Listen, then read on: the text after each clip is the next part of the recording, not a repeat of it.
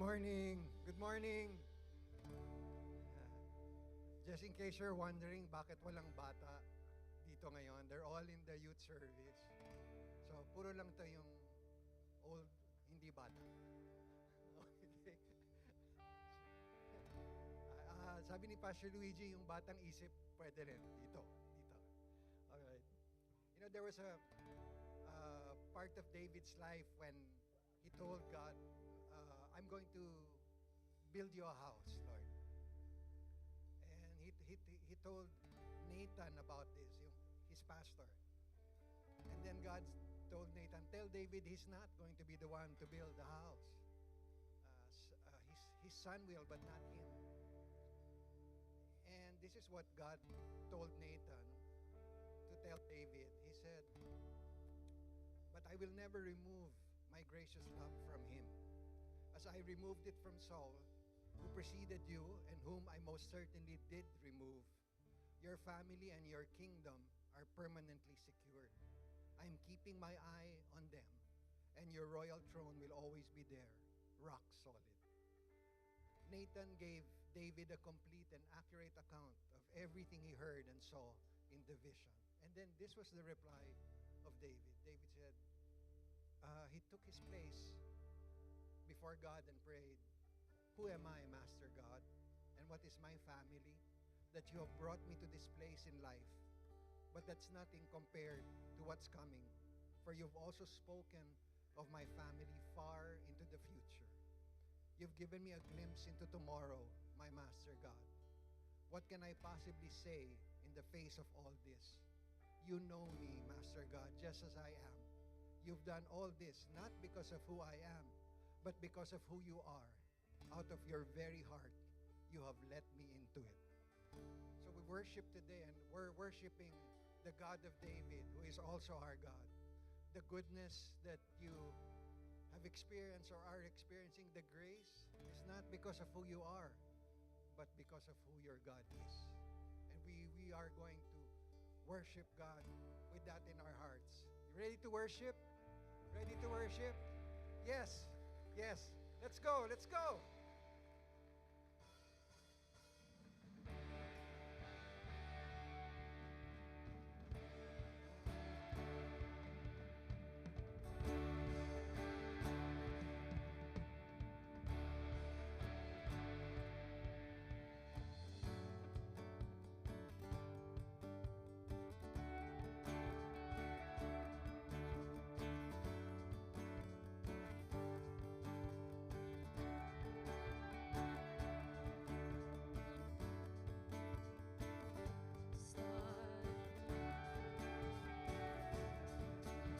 Resurrection is who you are. We're not 3 days away from an empty grave. Another stone is rolling in the room right now. Is it you right now? I knew you right now. Another stone is rolling in the room right now. Is it you right now? I knew you right now. Another stone is rolling.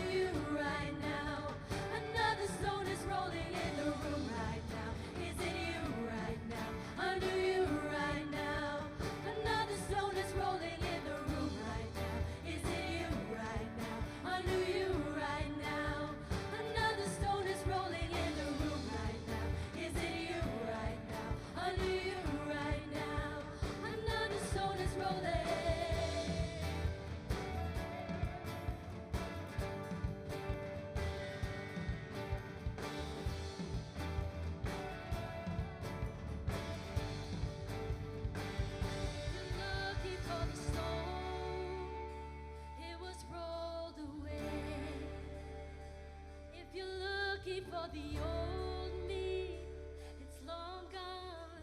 No, I'm not the same. If you're looking for the stone, it was rolled away. If you're looking for the old me, it's long gone. No, I'm not the same. If you're looking for the stone, it was rolled away. If you're looking for the old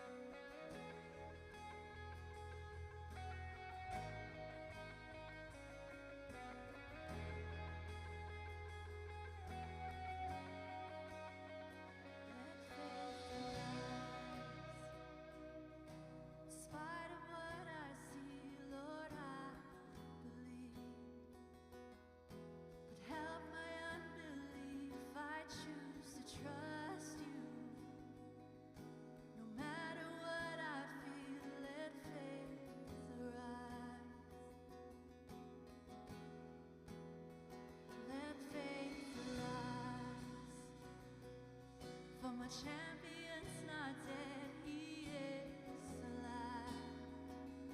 And he already knows my every need. Surely he will come and rescue me.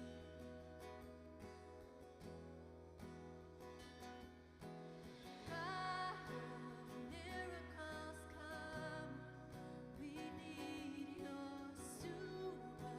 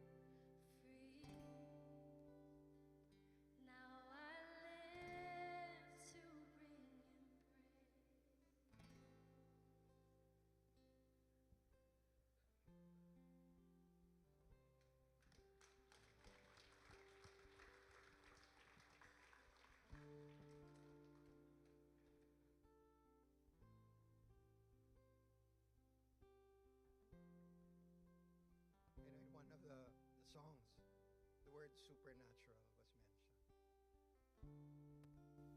And I just want to say that if you're depending on the natural, just remember your God moves in the supernatural. And whether it's in a darkness that you are in, a pain that you're going through, a wilderness that you are in, God is fixing it in the supernatural. It doesn't mean that if you cannot see Jesus, it doesn't mean He's not there. So take heart in that. It's happening in the supernatural. Your God is the God of the supernatural. Amen. Amen. So, before you sit, let's pray for the nation. Father, we pray that the believers in this country will separate themselves from anything and anyone that contributes to violence and crime and corruption, and will continue to walk in holiness. We pray for the spirit of fear to be broken and to be replaced with the fear of you. We pray for the human and demonic networks of violence and crime and corruption to be broken and to be exposed, Father. And we also bless our leaders. We ask that you give them wisdom and courage and humility. May you grant them the wisdom needed to unite our nation, seeking your guidance. We pray for a resolution also, Lord, to the West Philippine Sea issue, and for our people to trust in your sovereignty. And we humbly recognize our dependence on you. May your word serve as a guiding light for our actions, and may your peace dwell in our hearts. Lord, we ask for reconciliation. We ask for progress and peace for the Philippines. And this we pray in Jesus' name. Amen. Amen. So, before you sit, can you say hello to maybe someone you've never said hello to? Hi, Christian. Hi, Samantha. Good morning.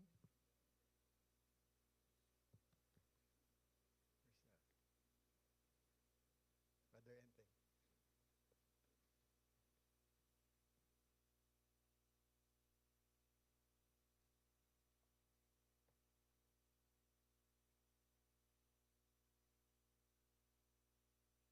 Good morning to all of you. Did you have a blessed post-Easter week? God is good, right? Amen? Are you ready to receive God's word now? Amen. During the pandemic, the leadership of this church did a strategic planning to respond to the challenges that the pandemic brought. It was a month-long process spanning several Zoom meetings.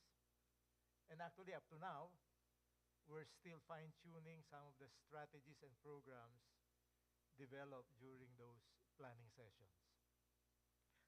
And this reminds me of the time when I left my dad's church.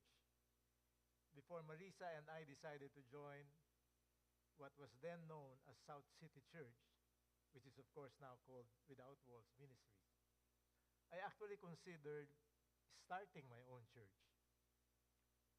And being a marketing person, I thought I should make it a very customer-friendly church. And so here are the strategies I envisioned for my church. First, make the sermon short, just 5 minutes. Next, make it convenient. Offer 5 services every Sunday, so they have many options. And all of these services should be live streamed, so that they don't even have to leave their homes. Right? Third, make it affordable. Just ask for 5% tithes instead of 10%, right? And then add a guarantee that if they are faithful with their tithing, they don't have to serve in ministries. You will have paid workers do the ministry work under their name. Ganda, di ba? I even have a name for the church. It's the 555 Christian Church. Parang sardinas, di ba? And if the strategies work, I just might pack the church, just like that sardines can. Huh? The motto, for Sunday Christians, or for those who only want to be saved and nothing else. Right? It's a very customer-oriented church, making it very convenient for the member. And let's be honest here. How many of you will transfer to that kind of church? It may sound funny, but I will not be surprised if you quickly fill up that church the moment it opens. Yes, there are many nominal Christians who just want to get by. They will profess and receive Christ as Lord and Savior, but continue to live a lifestyle not much different from non-Christians. Are they really Christians? Are they authentic? So this morning, we will study what it takes to be considered an authentic Christian. We will look at two attributes that we expect to see from authentic Christians. Shall we pray? Heavenly Father, we gather here this morning to dwell in your word. Help us check our hearts and help us honestly assess whether we are authentic Christians or not. Fill this place with the presence of the Holy Spirit so that your word may pierce our hearts, so that we leave this place with a commitment to obey your command. May everything that we do this morning be pleasing and an acceptable form of worship to you. This we pray in the mighty name of our Lord, Jesus Christ. Amen. In social media these days, you see politicians and celebrities cursing and declaring things that are misogynistic, foul, and offensive. And yet, their supporters defend them by saying, okay lang yan. Nagpapakatotoo lang siya. Right? And in fact, they even admire this politician and celebrity even more. Nagpapakatotoo roughly translates to being authentic. Right? It's funny how being authentic on its own has become a virtue, even if it's foul or offensive. And surely that's not the kind of authenticity we are looking for in a Christian this morning. Being authentic requires two attributes. The number one attribute is integrity. Integrity, it's a big word. But what does it really mean? When I first started working more than 50 years ago, I was in a very real sense a man of this world. I smoked, I drank regularly, took drugs, and partied regularly as well. I easily lied, cheated, and bribed, if I had to, just to get a deal done. I would lick ass, sow intrigue, and do just about anything to get ahead in my career. And to some extent, I was quite successful in doing it.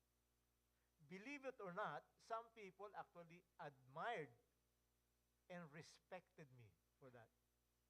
So in other words, respectability is not dependent on a person's integrity. Just look at your neighborhood. There's a good chance that there's a known smuggler there, obviously made his money illegally, but he's voted as Homeowners Association Director or even a lay church leader. These are positions of honor. Yung mga nag-a-attend sa inyo ng mga reunion na madalas, look at the awards and recognition given by schools to its alumni. They're normally given to successful alumni. And anong basis? They are the ones who gave hefty donations to the school. Success is, of course, defined in terms of wealth. Integrity has been so devalued and we have become so desensitized that we no longer care about it. Unfortunately, even among Christian churches, we see men and women lacking in integrity who not only come to church regularly, but even occupy leadership positions. Of course, not in this church. Clearly, without integrity, they cannot be considered as authentic Christians. Now, what do we mean exactly by integrity? Let's look at some secular definitions. Number one, it's what you do when no one is watching. Right? Unfortunately, many of us are prone to do what we can get away with. Alam nyo, kung iisipin nyo lang, at if you believe that God installed CCTVs throughout the skies, and that He can replay what we did for everyone to see, siguro we would be more careful with the things that we do in private, right? Kasi naka-record eh. Second definition is standing on your principle even when it's not expedient. If you've ever tried claiming your license back from an LTO office after a traffic violation, you know very well the hassle that you have to go through. Siguro you'll spend at least half a day there. Haba ng pila, and sometimes, depending on the violation, you will be required to attend a seminar. Correct? And that is why the next time you will get cited for traffic violation, what do? It's very tempting, right? But if you still do not bribe, then that's what it's meant by standing on your principle even when it's not expedient. Okay? Doing the right thing even if it will cost you. Ito maganda to eh. Doing the right thing even if it will cost you. So one time, I was playing in a two-man golf tournament. In other words, magka-teammate kayo. No? So in one of the holes, I had an errant drive, and my ball landed in the rough with thick grass and big trees around it. So when I got to the ball, I tried to remove the loose leaves and twigs around it. You're allowed to do that. Pwede mong linisin. No? But as I removed one twig very close to the ball, gumalaw. The ball moved. Huh? So that's a violation of the rule. So after I hit the ball, I told our flight mates, sabi ko, gumalaw yung ball, so we'll just take a one-stroke penalty. Right? Yung partner ko, lumapit sa akin, bakit mo pa sinabi? Hindi naman nila nakita. Right? But I told him, well, because those are the rules of golf. And I felt good. I was actually proud of myself, even thinking to myself, wow, I'm a good Christian, practicing my faith. Right? After all, the game of golf is where a man's integrity is either affirmed or ruined.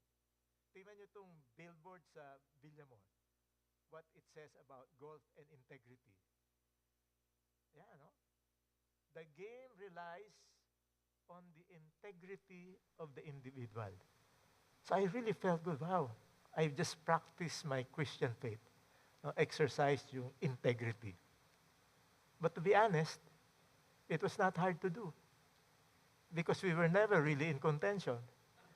So maski nabawasan tayo, ma-penalty ako na isang stroke, hindi naman magbabago yung score namin, di ba? Hindi rin naman kami mananalo. But what if it happened at the 18th hole, the last hole, and that one-stroke penalty will make you lose the championship? Will you still do it? Or what if you're part of a team competition, and it took your team months of hard work to reach the finals, and now you're at the last hole, and the championship trophy is at stake, meaning you will lose it if you report and incur that penalty. Will you still do it? And you know for sure that your teammates will not only blame you, but hate you for doing it. Will you still do it? Worse, what if pride is now involved, and you somehow will be put to shame as a consequence? Will you still do it? Well, fast forward 10 years later after that incident. So my golf game has deteriorated, and our team captain would not even field me sa mga match, especially during crucial matches. So we had this practice round. Really, it was a no-bearing game. We didn't even have bets, so wala man lang poste, no? So we were practicing for a two-man team match. Ang format niya was called Green Sam. Now, let me just quickly explain what that means. So, it's also a partner type of game. So, halimbawa, Pastor Luigi and I are partners. So, ang mangyayari doon, we will both hit our first shot from the tee box. No? For the second shot, magsiswitch kami. So, Luigi will hit my ball, I will hit his ball. No? So, pagdating sa third shot naman, we will choose which ball is in the better position. So, kung napili yung bola ko, Luigi will play it. Kung napili naman yung bola niya, I will play it. And then after that, mag-alternate na kami ng pagpalo until we hole out. It's a bit too technical for non-golfers, but don't worry about it. Ang importante sa kwento to yung first 2 shots lang. Okay? So now we were at hole number 2. So my drive was short as usual, 170 yards. Yung partner ko hit a long one, boom, 250 yards. Right? So naglakad na kami papunta sa bola. Yung partner ko nandun na sa 170-yard shot ko. He was preparing to hit the ball. So ako naman naglalakad ako dun sa 250 yards, malayo-layo pa. Huh? So pumalo na yung partner ko. Ang ganda ng palo niya. He hit my ball well. So now naglalakad na siya papunta sa akin. So I made a practice swing. And then I positioned myself dun sa actual ball. And then I swung the actual shot. Pak! Hindi ko tinamaan yung bola. And I carved a big divot off the ground. Ang laki ng uka. Di ba? It's called a butterfly. No? And it's one of the most embarrassing shots you can make as a golfer. Beginners do it, but not when you've been playing for more than 25 years like me. Di ba? Alaskador yung partner ko eh. No, he was still 50, 70 yards away, palapit na sa akin. But I'm sure that as soon as he learns what I did, he'll start laughing at me. And worse, when we get back to the clubhouse after the game, with all of our other teammates there, I'm sure he will broadcast it to the group, and I will be the butt of jokes for the rest of the day. Diba? So what did I do? Palapit na siya eh. So ginawa ko, I made 2 more practice swings, each time making sure that I hit the ground hard and digging a divot. Why? So that my butterfly shot, the butterfly shot that I made, will look like just a practice swing.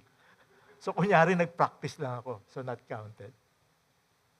Grabe, that was an epic fail in integrity. No? And I felt about it for maybe a week or 2. Cheating is not always about winning. Sometimes, it's just about saving face. Right? Still, you lose your integrity. The next definition is about keeping your word. Palabra de honor. Can your friend say that you are a man of your word? Diba? May isang salita ka. You know, in our fraternity, as part of our honor code, we have this mechanism where we can be held accountable for our word. Halimbawa, nagkikwentuhan kayo, and then yung isang Brad doubts your word, then all you have to do is declare, Lord's word. Lord's word yan. So that's the end of the debate. If you violate the Lord's word, in our fraternity, there are serious sanctions, including expulsion. Okay? So keeping your word is part of integrity. Finally, it also means practicing what you preach. It means you walk your talk. Consistent lifestyle in all aspects of your life, business, personal, church, family. Walang compartmentalization of your persona. Kasi minsan, pagka in business, ganito ka gumalaw, in church, iba rin yung galaw mo. To some people, your lifestyle will be the only Bible that they will read. They will accept or reject the gospel based on how you live your life. Gandhi once said, I would have been a Christian were it not for the Christians. Right? So, how many of us can honestly claim to pass this standard of integrity? It's not easy. It's hard work. What is the biblical prescription for integrity? Let's look at them. We find this in the book of Philippians. Paul's main reason in writing this letter was to thank them for their financial support while he was in prison. But he also exhorts them to live lives with spiritual consistency, meaning aligning behavior with belief. Lives that reflect the gospel. That is the essence of integrity. He starts in Philippians 1:27. Sabi niya, conduct yourselves in a manner worthy of the gospel of Christ. Okay? So there should be alignment. Your life and the gospel. And then he expounds this in more detail in Philippians chapter 2, verses 14 to 16. Do everything without complaining or arguing, so that you may become blameless and pure, children of God without fault in a crooked and depraved generation, in which you shine like stars in the universe. Back then, and more so today, we see a crooked and depraved generation. I guess it's more amplified today because of social media. But what it boils down to is this. The norm is to do anything and everything at whatever cost to gain advantage. So you throw integrity out of the window. And in the midst of a morally bankrupt society, Paul is telling believers then and now that we need to do what is right even if others are not doing their fair share. That's what it means. We are to do so without complaining and arguing. You see, this is often the problem. More often than not, we reluctantly do what is right, sometimes out of fear of being bashed or ostracized for our nonconformist stand. And when we do, we complain and argue at every opportunity. Now, we must also strive to be blameless and pure. This means we follow the rules, even if it's inconvenient and even if we can get away with it. For example, waiting for the traffic light to turn green, even if it's midnight and there are no cars crossing your path. Right? We must be proud to be called children of God or a Christian, and make God proud that we are called Christians. Faultless, although not necessarily sinless. Finally, we should not quietly blend in with the ways of society. We are expected to stand out and be a light to a depraved world. Paul puts it more poetically. We must shine like stars in the universe. Ganda, di ba? How many of us can claim to follow this biblical prescription? How many of you did not cheat when you were in college? How many of you filed taxes correctly, even today, to the letter? How many of you never got involved in bribery, no matter how petty? And how many of you have never lied, telling your colleague at the office that you're not there or you're busy, when you're just trying to run away from a person you don't want to talk to? Maybe none of us have been obedient to this command completely, but this is a good time as any to start ever so slowly applying this biblical principle to our day-to-day dealings with other people. There's a promise in the Bible awaiting those who aspire integrity. The man of integrity walks securely, but he who takes crooked paths will be found out. It gives a stark contrast between a life of integrity and a life of deceit. Integrity brings peace and protection. Deceit, whether hidden or loud, leads to chaos and downfall. Now, as you grow older and confronted with your mortality, you can't help but realize how important integrity is. It's more important than wealth or success. And that is why it's important that you protect your integrity.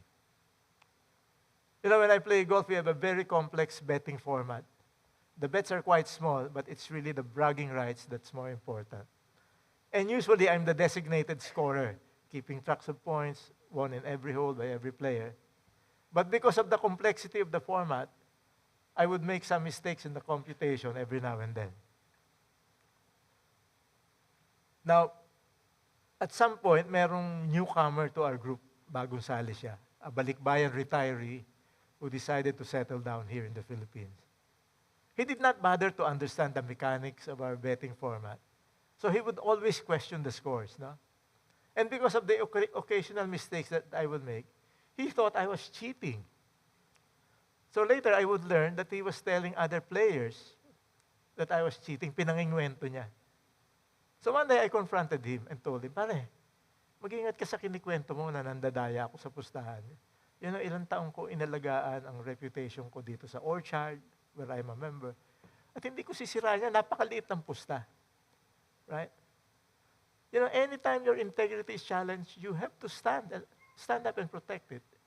Because a good name is the best legacy you can leave to your children. Huh? So once you establish your integrity to the people around you, then you can walk with your head up high, secured in the thought that you have done right and people recognize it. And huwag kayo mainggit to people who have moral scruples, even though they seem to be honored and idolized by our society. God will make sure that their evil ways are exposed at the appropriate time. No? If you are to be authentic, you need to establish your integrity and protect it. Amen?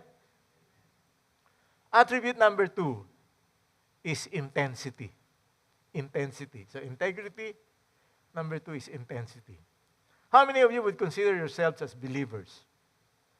Believers, right? How many of you would consider yourselves as followers of Jesus? Right?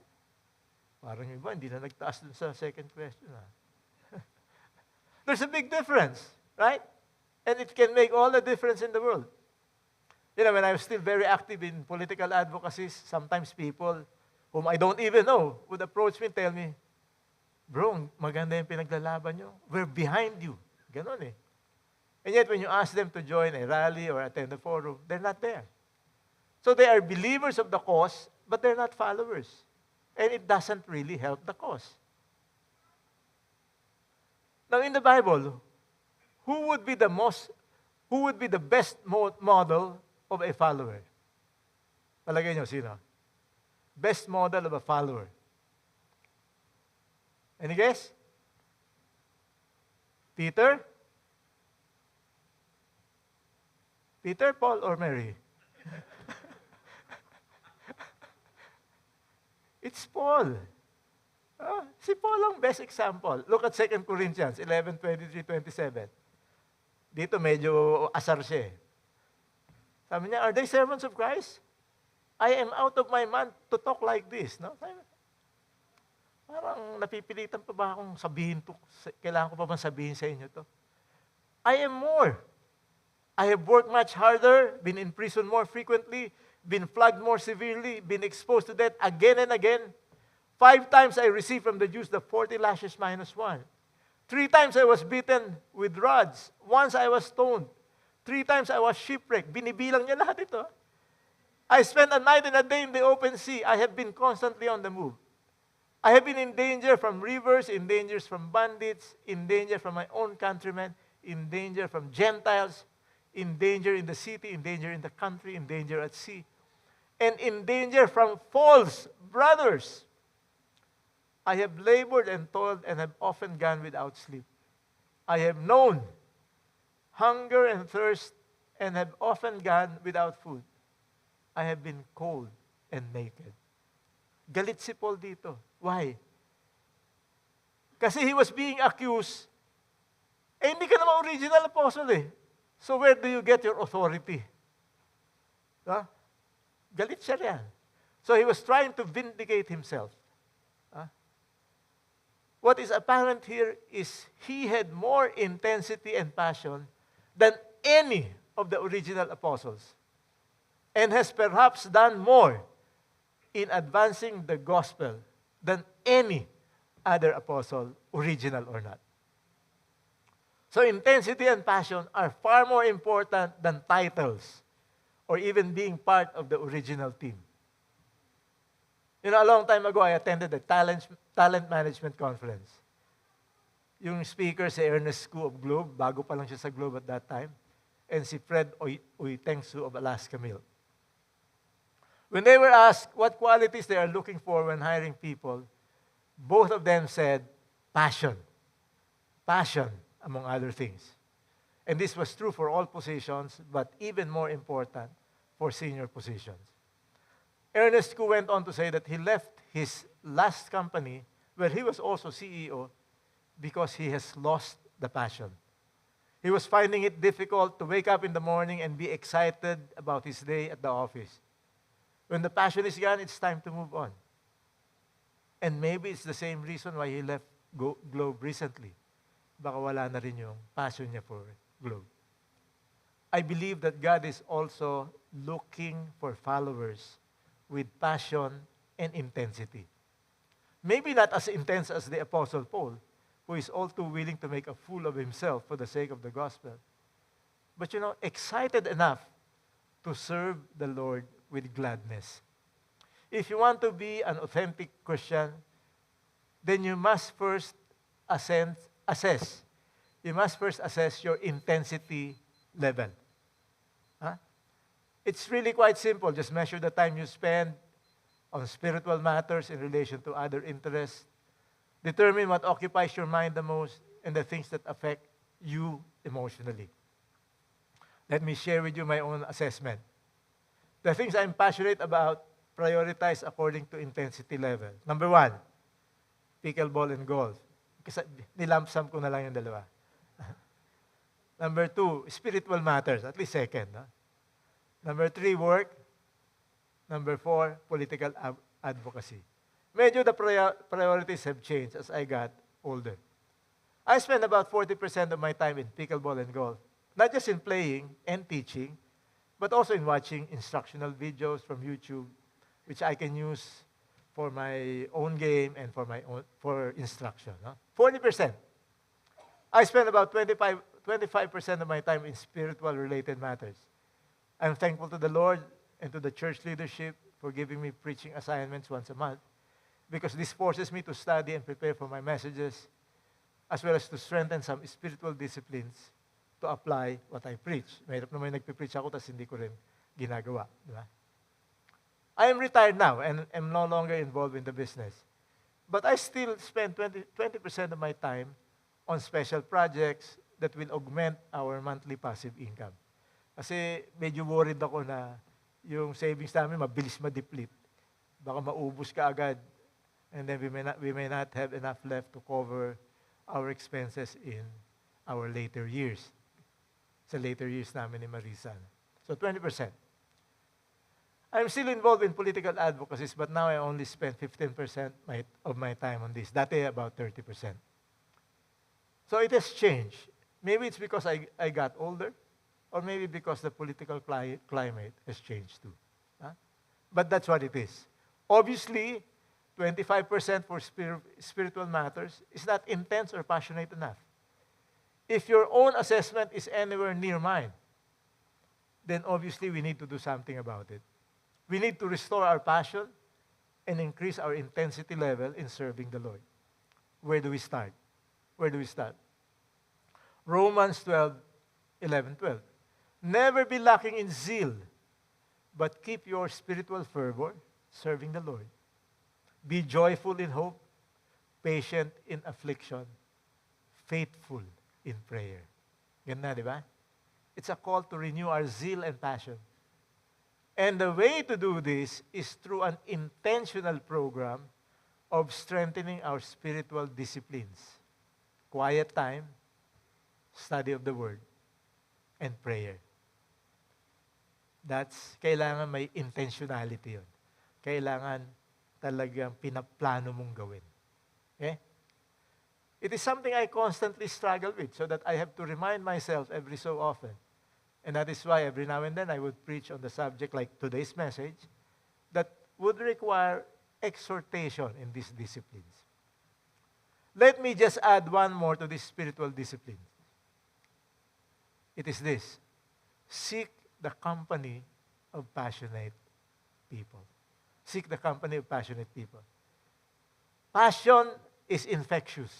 if you spend enough time with people with passion for the Lord, pretty soon you become passionate yourself. Amen?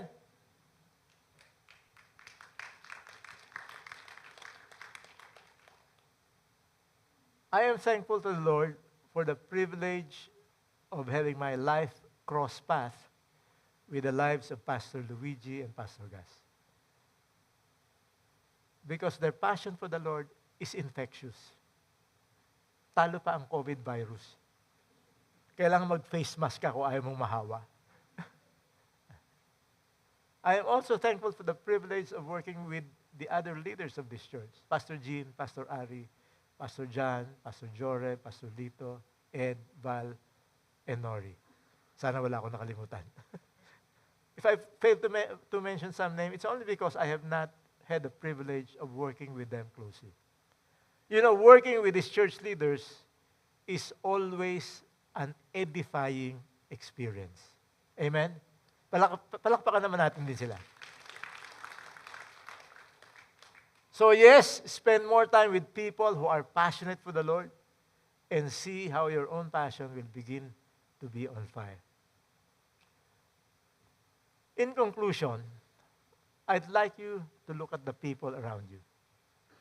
To your left, to your right, in front of you, and behind you. Chances are, they are the same people you see here every Sunday. In fact, they probably occupy the same seats every Sunday. Si Josie, palaging nasa likod ko yan. Bala, nandun si Josie. Can you tell who are authentic Christians doon sa mga tinignan niya? Can you? Probably not. Huh? You know, let me share with you my own spiritual journey. My parents became Christians in the late 70s. They were passionate about their newfound faith, became very active in the church, and finally my dad became a pastor in that church. Soon after, me and my siblings joined the church. I was baptized in 1984, and because I was the pastor's son, became a deacon the year after. And I also started getting preaching assignments. Anak ng pastor eh. But there really was not much change in my life. I was still smoking and drinking, and in the workplace, nobody can actually tell that I was now a born-again Christian. In church, however, I was active in ministry work. I even became the chairman of the board of the church. And modesty aside, through policies and projects that I espoused, I helped reshape the direction and culture of our church. So to my church mates, I was as authentic as you get.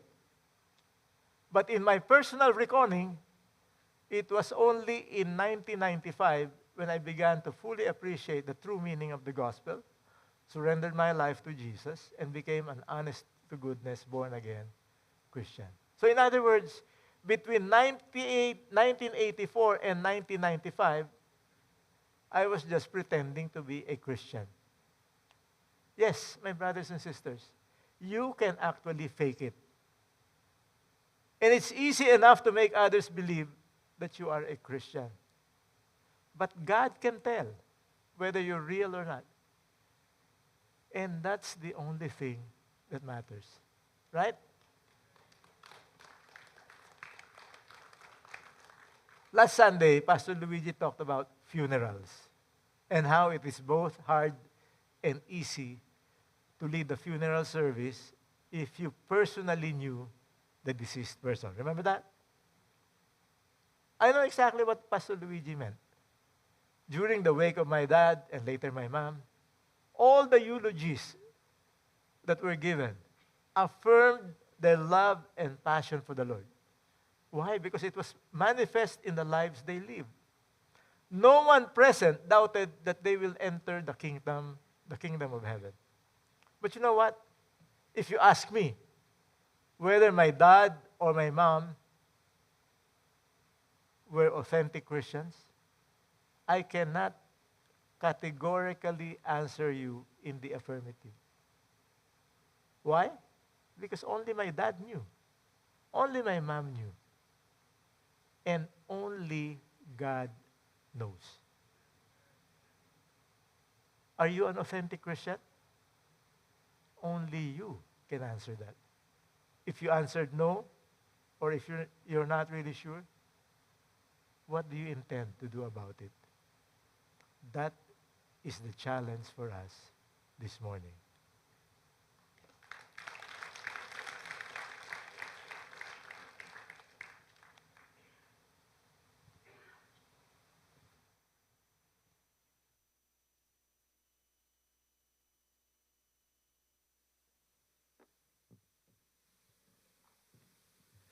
I was going to ask you, Brother Enteng, you mentioned about the golf game. I just want to make it clear that it was not Pastor Luigi who told Brother Enteng na, sana hindi mo nalang ginalaw yung bola. Kasi baka some of you want to know, it wasn't Pastor Luigi, it was someone else. You know, while I was listening to Brother Enteng, you know what, Pastor Enteng, when you're listening to a message, some people in the Bible come to mind. And when you mention intensity and passion, there are a few that come to mind for me. I loved what Joshua said when they finally crossed into that land. He said, I don't know about you guys, but for me and my family, we will serve the Lord. I mean, if you're talking about intensity and passion, this guy said, you can worship who you like. You can go back to Egypt if you like. But for me and my family, we will serve the Lord. And then another guy comes to mind. And I mentioned this because, Lord, I want to have that passion, that intensity. Caleb comes to mind. This 80-year-old guy comes up to Joshua and says, pare, turn ko na eh. You know, I'm 80. Can I get the land that God has promised me? And he said, give me the land where the giants are.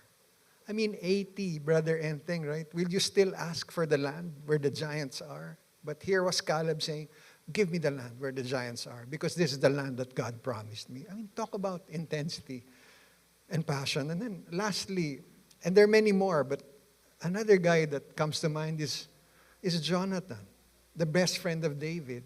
He tells his armor bearer, you see that garrison? I mean, these were the Philistines, ang dami-dami, they were up there. He said, ganito gagawin natin, ha?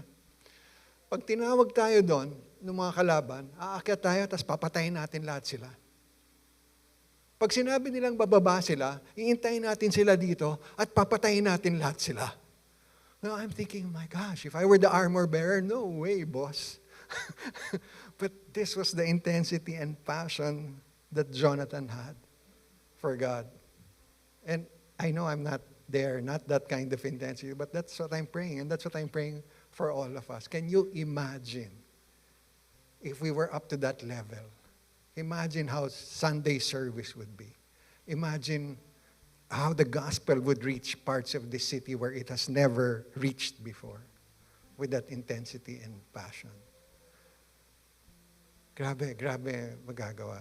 Thank you for the message, Pastor Enteng. We're into communion, and I hope you have your elements. I don't have mine. I had forgot it. Yeah. Okay.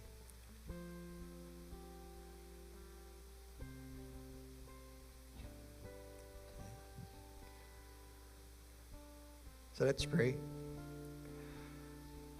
Lord Jesus, we bow before you in humility and ask you to examine our hearts today. Show us anything that is not pleasing to you. Reveal any secret pride and unconfessed sin, any rebellion or unforgiveness that may be hindering my relationship with you. we know that we are children that you love.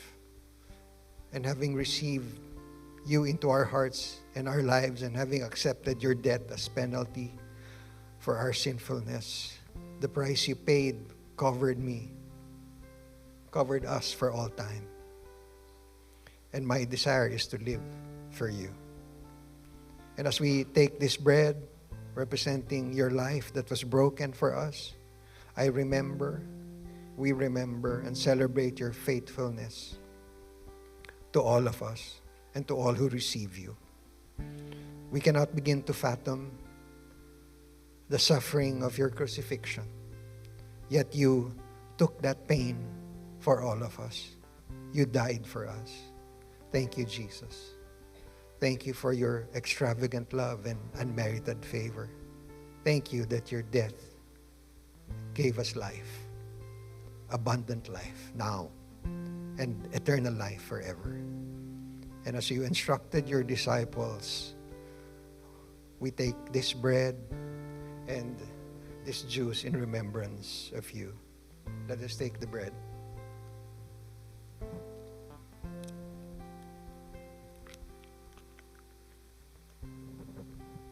And the juice.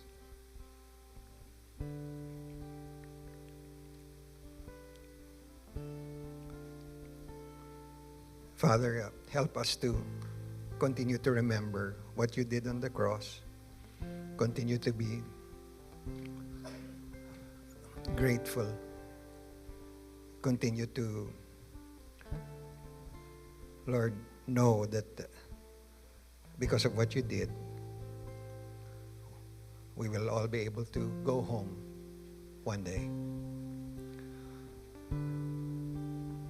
Can we raise our envelopes, please?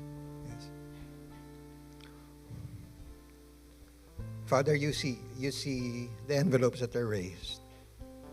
And we come before you with this offering, and we are reminded of our constant need for you in our lives. You are our provider, Lord. You are the one that sustains us, and you are our strength. And without you, what we are saying today is we are nothing. May these gifts be a symbol of our dependence on you, acknowledging that all that we have comes from you, comes from your hand. Help us to rely on you more fully in every respect of our lives, trusting in your unfailing love and care. And this we pray in Jesus' name. Amen. Ushers, please.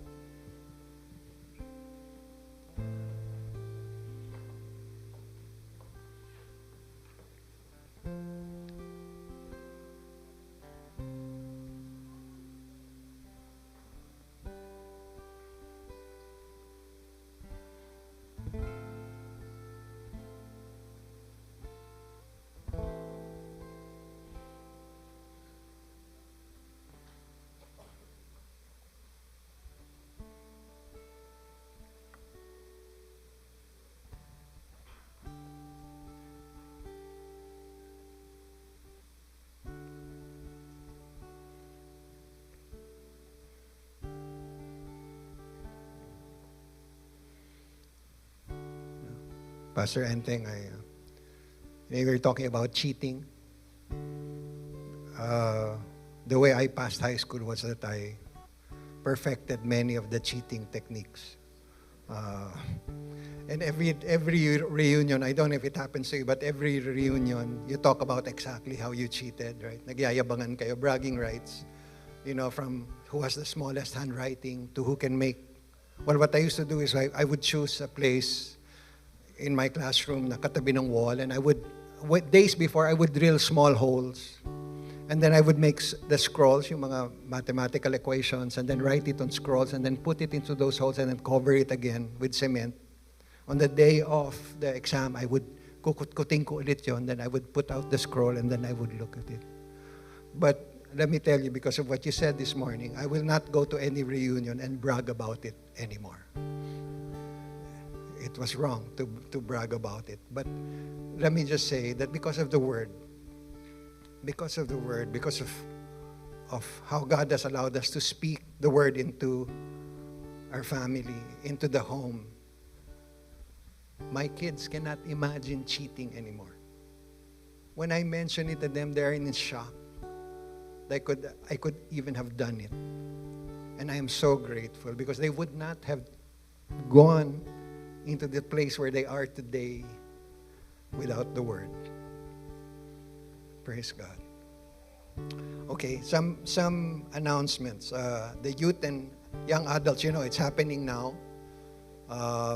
So I don't know if they're finished, but that's what's happening every end of the month for Sunday. I don't know how many attended now, but I see a lot of empty seats now, so I guess a lot of the youth are there. And then what else is for us, God? Yeah, for the parents, this is what your kids are doing today, their crafts, and they're doing this to remind them of the Easter story.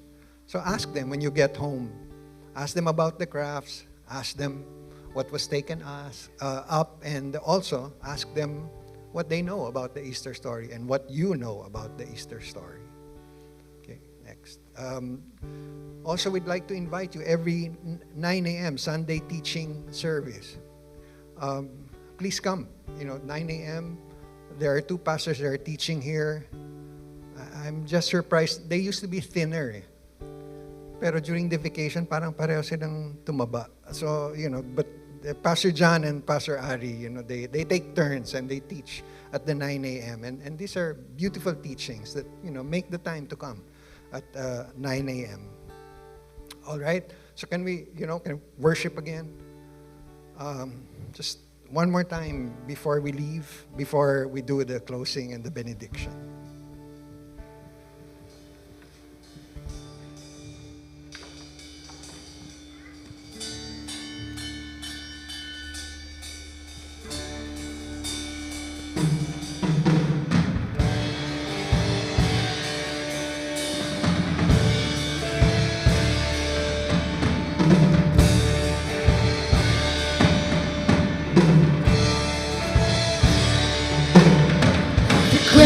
Still empty.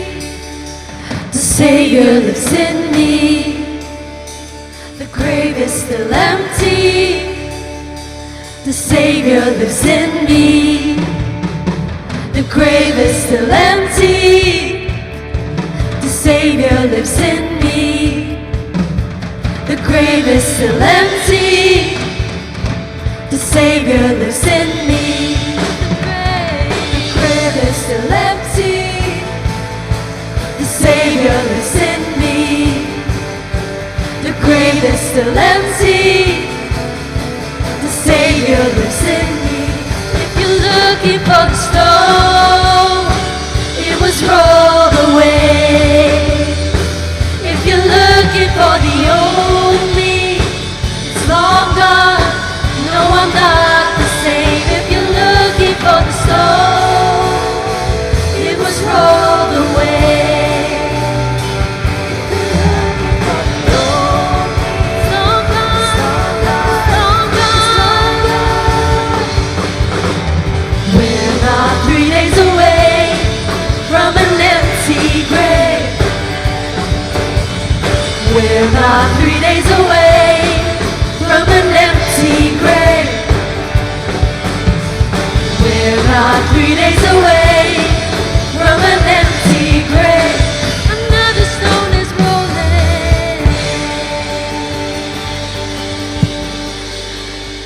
Let's raise our hands.